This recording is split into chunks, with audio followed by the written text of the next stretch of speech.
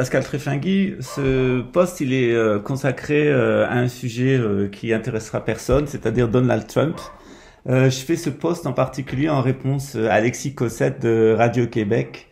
J'ai vécu au Québec, j'aime beaucoup le Québec, j'aime beaucoup les Québécois, mes meilleurs amis sont québécois. Je voudrais vous dire une chose, tout ce que dit Alexis Cossette, c'est vraiment de la daube. Je vais vous expliquer pourquoi. Ce type, c'est un clone de Alex Jones de Infowars qui a soutenu Donald Trump et il passe son temps à nous faire croire que le gentil Donald Trump, qui serait le milliardaire self-made man, est là pour les patriotes américains et les patriotes québécois, pour les Canadiens, pour libérer les États-Unis de l'influence des Juifs et du sionisme. Alors là, vraiment, ça c'est vraiment bullshit total intégral. D'abord, je vois pas comment, quand on est québécois, on peut soutenir des manteaux rouges, d'une part. C'est comme des gens qui nous ont déportés, qui nous ont amenés dans le sud des États-Unis. La répression qui s'est abattue contre les Québécois venant des anglophones, elle a été terrible. Le mouvement d'indépendance de Québec, il a toujours été combattu par les manteaux rouges et quand il a été soutenu, en fait, c'est quand les États-Unis ont voulu acquérir tous les territoires canadiens pour les annexer, pour en voler les ressources naturelles au peuple canadien. Donc vraiment, croire qu'il y a une solution et quelque chose de bien qui peut venir des manteaux rouges, c'est complètement bullshit. Déjà pour commencer. Ensuite, on va parler de Donald Trump. Qui est Donald Trump? Alors, loin d'être un self-made man et un milliardaire, d'abord, il y a le scandale de la tour Trump, où il y a des Polonais qui ont été exploités dans sa tour. Ensuite, il y a tous ses échecs économiques. C'est un fils à papa. Son père, oui, lui, est parti de rien. Pas exactement de rien, puisqu'il est impliqué dans le vol des documents de Nikola Tesla, notamment sur 3 sujets qui étaient capitaux, qui étaient les communications interplanétaires, le voyage dans le temps et la production d'énergie libre. Donc on voit tout à fait pour qui travaille Donald Trump, la famille de Trump. La famille de Trump, c'est un clone de la famille Bush, de la famille Cheney, ou de la famille Morgan, ou Rothschild, ou Rockefeller, c'est exactement le même groupe.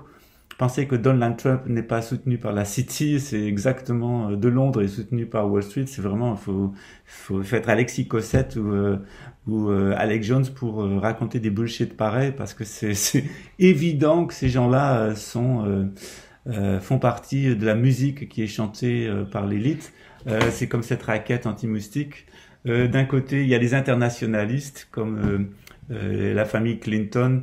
C'est donc les démocrates, et de l'autre côté il y a les nationalistes, c'est-à-dire les Bush, les Cheney, les Reagan, les Trump, les républicains, et c'est exactement la même raquette anti-moustique. La différence que le moustique, c'est vous et c'est moi, c'est-à-dire ce qu'ils veulent, c'est nous dominer, c'est sucer notre énergie de vie, sucer notre argent, sucer notre temps et faire que notre vie ne serve à rien. La preuve par A plus B est évidente que Donald Trump est un agent de l'élite, c'est qu'il apparaît sur les fresques de Bank of America à Charlottesville, où on le voit très clairement dans la succession des 5 présidents américains choisis par l'élite. Donc les fresques, elles ont été dessinées en 1987, elles ont été affichées en 1992, et on voit tous les présidents. Donc on voit le couple Clinton, évident, puisqu'à l'époque ils sont au pouvoir, mais on voit aussi Jeb Bush ou Dick Cheney, on ne sait pas exactement, mais c'est finalement George Bush qui sera le président des États-Unis. Après, on voit un noir qui est visiblement Barack Obama. Ensuite, on voit Donald Trump qui est vraiment la tête de Donald Trump. Et après, dans le dos, dans un cube, alors qu'il y a le monde qui est en train de brûler au pied d'une pyramide, on voit Elizabeth Warren, de Dancing Indian Girl, qui est en train de danser dans un cube. Donc, on a une annonce par l'élite bancaire de son programme, et dans ce programme, il y a Donald Trump. Donc Donald Trump, il est exactement comme Emmanuel Goldstein dans 1984, il est le faux résistant. Alors la grande idée d'Alexis Cossette, c'est que le Mossad aurait pris contrôle de l'État profond américain et que Trump essaye de se protéger de l'État profond pour les patriotes américains. Ça, c'est vraiment le bullshit qui est vendu pour les nationalistes, comme il y a un autre bullshit qui est vendu par les internationalistes. Les deux travaillent de concert pour l'élite, pour nous appauvrir et nous réduire en esclavage, et il y a vraiment rien à attendre de Donald Trump. D'ailleurs, il va partir, il a fait son rôle. Après, ce qui est très amusant, c'est de voir, d'entendre dire Alexis Cossette que Donald Trump, il aime bien Israël, il aime bien les Juifs, que son petit-fils est juif, etc. Mais il essaye de libérer les États-Unis du Mossad parce que c'est à cause du Mossad que les États-Unis sont allés faire la guerre au Moyen-Orient. Alors je vais dire une chose à Alexis Cossette, en tant que juif et en tant que musulman, parce que c'est mes deux origines, et aussi en tant que chrétien, parce que j'étais aussi élevé dans le christianisme. C'est pas l'État d'Israël, c'est certainement pas l'État d'Israël qui se sert des États-Unis. C'est plutôt le lobby financier anglo-saxon, dont je vais parler de l'origine, qui se sert des Juifs pour mener à bien son programme, comme ils se sont servis des bolcheviks, comme ils se sont servis des nazis, et comme maintenant ils se servent du sionisme. Le nazisme a détruit l'Allemagne, le bolchevisme a détruit la Russie, et le sionisme détruira les Juifs, exactement de la même façon. Et donc, de croire que les États-Unis sont les victimes d'Israël et des sionistes, c'est totalement faux. D'abord, les sionistes, bien souvent, ce ne sont pas des juifs. La majorité des sionistes, ce sont des chrétiens, ce sont des manteaux rouges, ce sont des chrétiens anglo-saxons. Ils ont un programme de gouvernance mondiale, et ce programme de gouvernance mondiale, il est même ni musulman, ni chrétien, ni juif, ni sémite. Ce programme, c'est un programme qui vient des Khazars. Il faut savoir que il y a un groupe une ethnie turco-mongole à laquelle appartiennent les Ouïghours, les Turcs, les Huns et les Khazars. Les Khazars, ils avaient leur propre empire du 8e au 13e siècle. C'est un peuple de nomades qui dépouillent tous les gens qu'ils rencontrent, qui ont un culte où ils zigouillent la moitié d'entre eux, ils se font des Shoah, des holocaustes à leurs dieux, ils baisent leurs gosses. Ils font rendre un culte au pétrole et toutes les émanations, et ils sont les adversaires de l'être humain, ils détestent l'être humain. Ils aiment bien construire des tours, il y en a plein en Géorgie qui est un de leurs sièges. La Géorgie en Europe, hein, pas la Géorgie aux États-Unis, pas l'État de Géorgie. Donc cette mafia khazare au XIIIe siècle, elle a tellement excédé les voisins russes, chrétiens et musulmans, que les trois se sont ligués pour les liquider. Donc le peuple a fui plutôt vers la Pologne, où ils ont été reçus. Ils sont présentés comme des juifs parce que au 8e siècle, ils avaient été convertis au talmudisme, et leur religion, c'est le tendrisme. La religion de l'élite khazare, c'est le tendrisme. Ils sont talmudistes seulement en apparence pour donner le change. Et le gros de l'aristocratie khazare est allé au Portugal. Au Portugal, ils ont mené une guerre immonde contre les Juifs qui étaient là, dont ils ont obtenu la déportation vers l'Afrique du Nord. Là, ils ont, en l'espace de 100 ans, ils ont tellement endetté la noblesse portugaise qu'elle a été contrainte pour payer ses usuriers de partir à la conquête du monde, et c'est eux qui ont lancé le processus de colonisation. Donc ces Khazars qui se sont présentés indûment comme des Juifs au Portugal sont eux qui ont fondé la traite négrière, le commerce des épices, ensuite le commerce de la drogue. Plusieurs fois, ils ont essayé de partir à l'assaut de la Grande-Bretagne pour la prendre et s'y installer. D'abord avec les Espagnols, ensuite avec les Portugais, ensuite avec les Espagnols. Ça n'a pas fonctionné. Et ensuite, ils sont arrivés à s'établir à la City de Londres. Donc le groupe de financiers qui tient la City de Londres, à la base, c'est des Portugais. Avant les Portugais, c'est un groupe de Khazars. Il y a un Khazar qui est bien connu, qui a 500 000 milliards de fortune à lui et sa famille, et qui possède toutes les banques centrales du monde entier, y compris celles de Chine et de Russie. Poutine vient de régler des milliards à la banque Rothschild.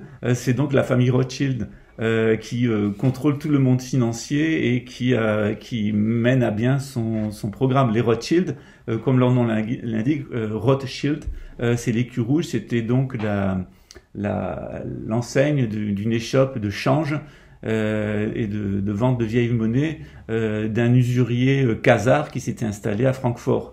Donc les Rothschild et les 13 Bloodlines Illuminati, ce sont tous des personnes, y compris les Rothschild français, les Astor, etc., et les Mérovingiens, ce sont tous des gens qui ont un lien avec les Khazars.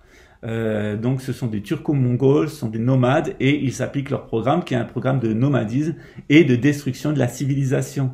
Ce qu'ils veulent promouvoir, c'est en fait un nomadisme mondial où les gens vont circuler en permanence partout, et il n'y aura plus aucune civilisation, il n'y aura plus que des nomades qui vont circuler, qui seront métissés, qui n'auront plus aucune identité ethnique, aucune identité religieuse, aucune identité civilisationnelle, mais qui seront en fait leurs esclaves. Donc c'est un programme qui est typique du nomadisme, et je rappellerai donc à ceux qui se sentent nationalistes à Québec, qui pensent qu'il y a une nation québécoise ou une nation canadienne, une nation américaine, que le nationalisme c'est un fait, la nation c'est un fait du nomadisme. Quand on est dans une civilisation, comme par exemple la démocratie royale, eh bien, on on n'a pas besoin du nationalisme. On peut être de n'importe quelle ethnie, on peut être de n'importe quelle couleur. On adhère à un programme de civilisation avec un empereur et les 4 castes qui se sont sédentarisés. Donc, une fois de plus, ce que dit Alex Jones, qui a promu l'élection de Donald Trump, ou ce que dit Alexis Cossette à Radio-Québec, c'est vraiment du bullshit. Et je vous invite à voir mon post sur les fresques de Bank America. Et franchement, sortez-vous le nationalisme de la tête. C'est la mauvaise application. La dernière fois qu'il y a eu des présidents des États-Unis comme Wilson ou comme Roosevelt qui étaient nationalistes et qui nous disaient qu'ils étaient contre les Juifs, contre l'élite, eh bien le peuple américain et le peuple canadien, le peuple québécois s'est fait baiser par Wilson avec la création de la réserve fédérale et avec Roosevelt pour l'entrée dans la Deuxième Guerre mondiale. Donc, por favor, para esas piadas, arrêtez ces comédies, c'est vraiment pour les gens qui n'ont pas de cerveau. Nationaliste, internationaliste, c'est la même raquette pour attaquer les moustiques. J'espère que vous allez bien. Un gros bisou du Brésil. Un gros big up à tous mes copains de Québec. Et vive le Québec libre. Ciao.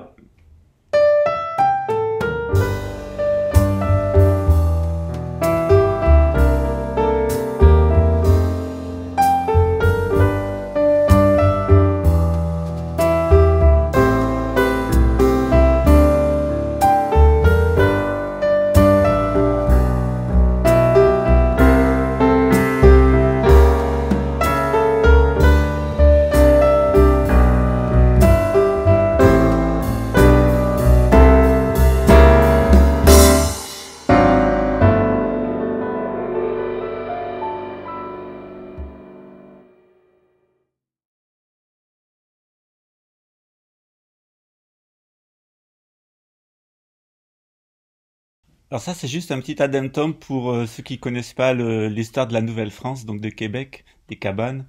En fait, il faut savoir que le Québec, ça n'a jamais été considéré comme une colonie française, mais comme une Nouvelle-France. C'est-à-dire que les Français qui étaient autorisés à migrer au Québec, eh bien, ils devaient avoir un certificat de moralité. C'est-à-dire que si vous voulez savoir exactement ce qui est l'essence de la civilisation française, et si vous voulez aller trouver des Français qui sont de haute moralité, bien allez à Québec, c'est là où vous allez rencontrer les vrais Français. Ciao. Je me souviens.